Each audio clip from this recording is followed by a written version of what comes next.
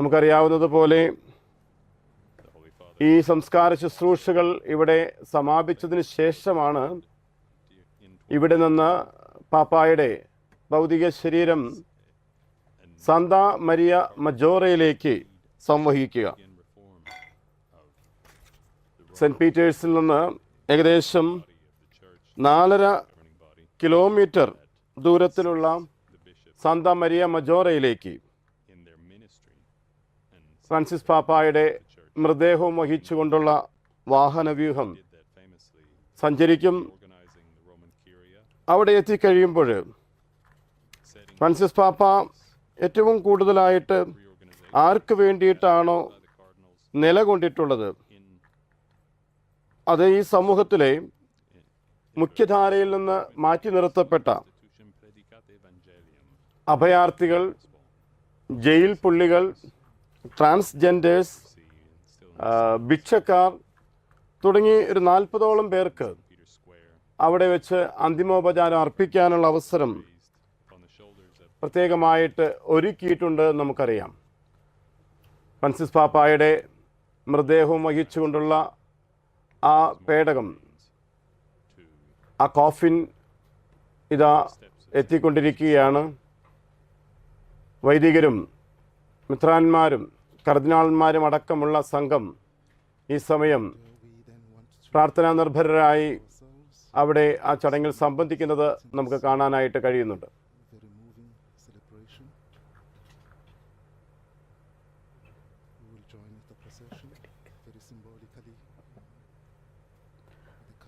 അച്ഛൻ നമ്മളോടൊപ്പം ഈ ഒരു തത്സമയ സംരക്ഷണ സമയത്ത് ജോഷി അച്ഛനും കൂടി നമ്മളോടൊപ്പം, ജോഷി മയ്യാറ്റിൽ അച്ഛനും കൂടി നമ്മളോടൊപ്പം ചേരുന്നുണ്ട്. അച്ഛാ സ്വാഗതം. ജോഷി അച്ഛാ സ്വാഗതം.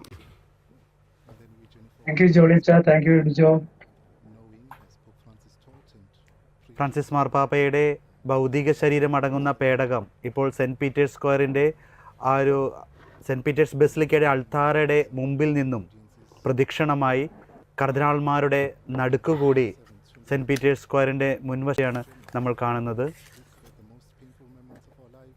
എല്ലാം വളരെ അച്ചടക്കത്തോടും അടക്കോടും ചിട്ടയോടും കൂടി വളരെ കൃത്യമായി തന്നെ വളരെ മനോഹരമായി ആ ഒരു ഫ്രാൻസിസ് മാർപ്പാപ്പയുടെ ഭൗതിക ശരീരം വഹിച്ചുകൊണ്ടുള്ള ഒരു യാത്ര സെൻറ്റ് പീറ്റേഴ്സ് ബസിലിക്കയുടെ അകത്തു നിന്ന് തുടരുന്ന കാഴ്ച ഒരു വളരെ ഭക്തിനിർഭരം തന്നെയാണ് ഈ ഒരു സമയം നമ്മളിത് കാണുമ്പോൾ.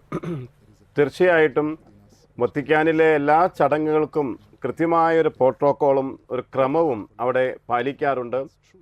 അത് കൃത്യമായി തന്നെ ഈ മൃതദേഹ സംസ്കാര ശുശ്രൂഷയിലും അത് പാലിക്കപ്പെടുന്നുണ്ട്. രാജാവിനെ പോലെയല്ല, അജപാലകനെ പോലെയാണ് അദ്ദേഹത്തെ യാത്രയാക്കുന്നതെന്നാണ് കാർഡിനൽ ബറ്റിസ്റ്ററെ നേരത്തെ സൂചിപ്പിച്ചത്. ആ ഒരു ലാളിത്യം, ജീവിതത്തിൽ പുലർത്തിയിരുന്ന ലാളിത്യം ഈ മൃതദേഹ സംസ്കാര ശുശ്രൂഷയിലും ഉണ്ടാകണമെന്നുള്ള ശാഠ്യം പിതാവിനുണ്ടായിരുന്നതായിട്ടാണ് നാം മനസ്സിലാക്കുക. ജോഷിയത്തിനത് കൂട്ടിച്ചേർക്കാവുന്നതാണ്. തീർച്ചയായിട്ടും ലാളിത്യത്തിന്റെ ഒരു ജീവിക്കുന്ന സാക്ഷ്യമായി ഫ്രാൻസിസ് പാപ്പയെ ലോകം കണ്ടു. ഈ ശവസംസ്കാര ചടങ്ങുകൾ തന്നെയും ലളിതമാക്കാൻ അദ്ദേഹം നേരത്തെ തന്നെ ചിന്തിച്ച് അത്തരത്തിൽ നിർദ്ദേശങ്ങൾ കൊടുത്തു. പിന്നെ സ്വാഭാവികമാണ്, ഒരു രാഷ്ട്രത്തിന്റെ തലവനാണ്. 1.3 ബില്യൺ കത്തോലിക്കരുടെ ആത്മീയ പിതാവാണ്. ലോകം മുഴുവൻ ഉറ്റുനോക്കിക്കൊണ്ടിരിക്കുന്ന നേരമാണ്. അതുകൊണ്ട് തന്നെ എത്ര ലളിതമാക്കിയാലും അതിന് അതിൻ്റെതായൊരു പ്രൗഢിയും ഒരു ഗാംഭീര്യവും ഒക്കെ ഈ നിമിഷങ്ങൾക്കുണ്ട്. പാപ്പ ഈ വാതിലിലൂടെ എത്രയോ വട്ടം ദിവ്യ ബലിക്കായും മറ്റുള്ള ശുശ്രൂഷകൾക്കായും നടന്നു വന്നിട്ടുള്ള വാതിലാണ്. ഇപ്പോൾ നമ്മൾ കാണുന്നു. ശുശ്രൂഷികള് മുന്നേ നീങ്ങുന്നു. പുറകെ ഫ്രാൻസിസ് പാപ്പയുടെ ബോഡി, മൃതദേഹം അല്ല, ഞാൻ പറയും റെലിക്സ്, അതുമായി ആളുകള് മുന്നോട്ട് വരികയാണ്.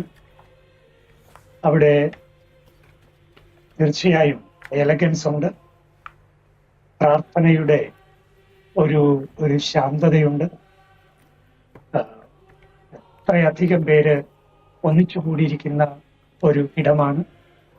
50ഓളം രാഷ്ട്രത്തലവന്മാര്, 220 കർദിനാളന്മാര്, 450ഓളം മെത്രാന്മാര്, ഏതാണ്ട് 4000ഓളം വൈദികര്,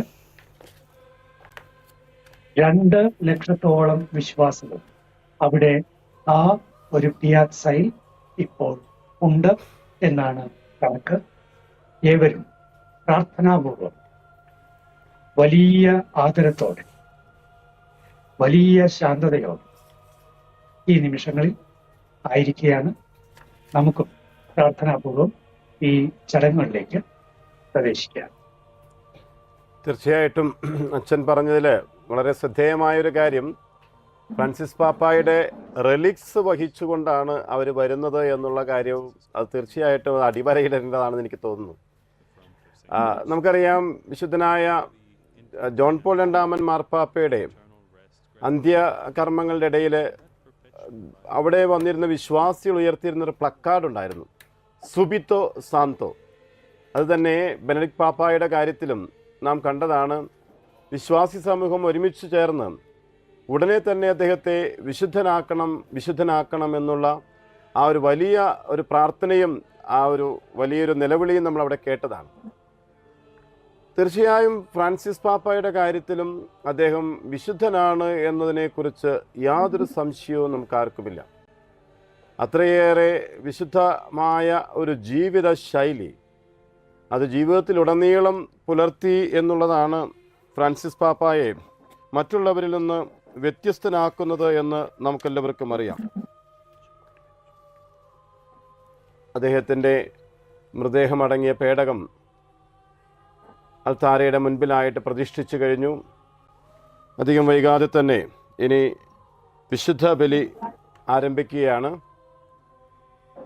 88 വർഷവും 4 മാസവും 4 ദിവസവും ഈ ഭൂമിയിൽ തീർത്ഥാടനം നടത്തിയ ഫ്രാൻസിസ് പാപ്പ